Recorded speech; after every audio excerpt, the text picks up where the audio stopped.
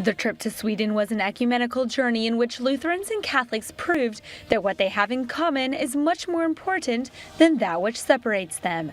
Look how he was received in Malmö Arena after traveling there in an electric car.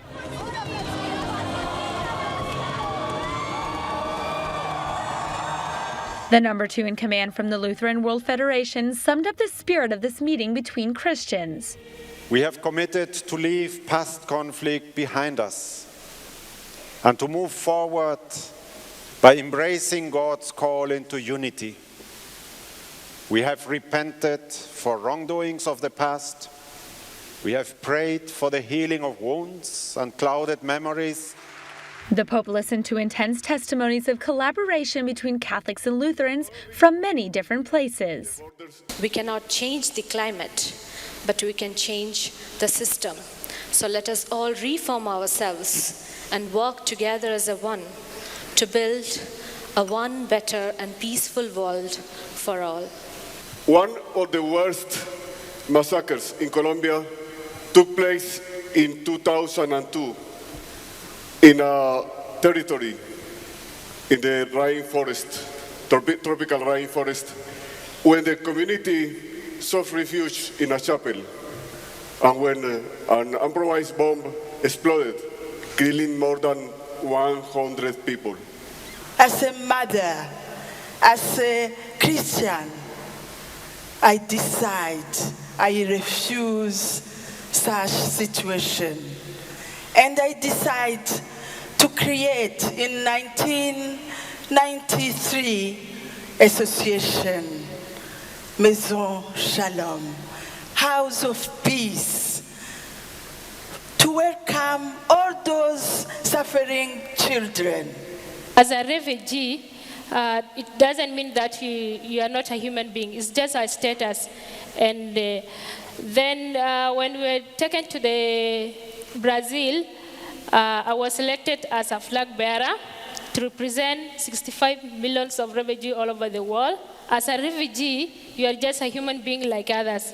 So refugees should be treated equally as others. Christian of the world, Muslim between East and West, people of goodwill, do not leave our beloved Syria to be destroyed and fragmented.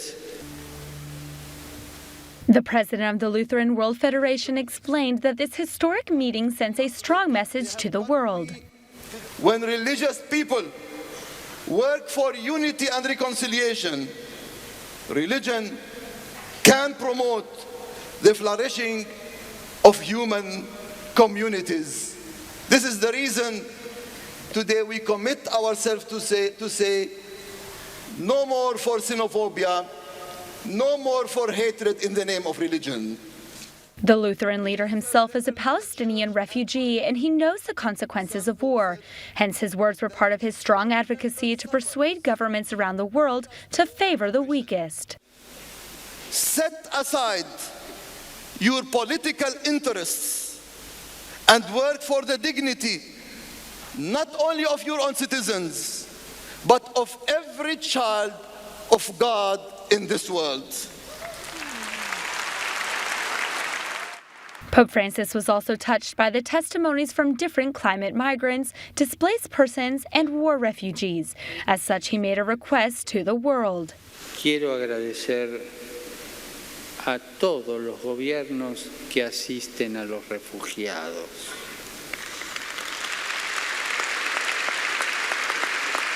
A todos los gobiernos que asisten a los desplazados y a los que solicitan asilo, porque todas las acciones en favor de esas personas que tienen necesidad de protección representan un gran gesto de solidaridad y de reconocimiento de su dignidad.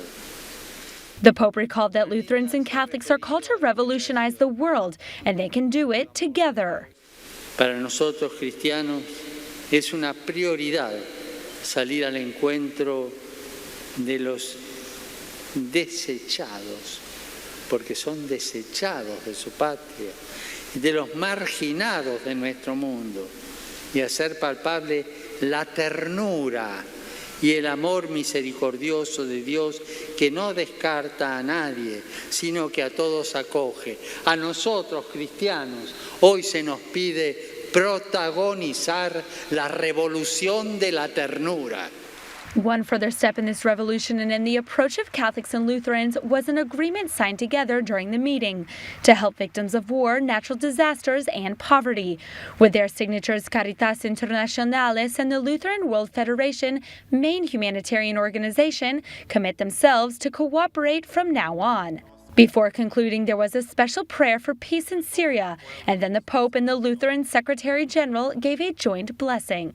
It was a meeting full of strong gestures and words that represent a new milestone along the path of reconciliation among Catholics and Lutherans.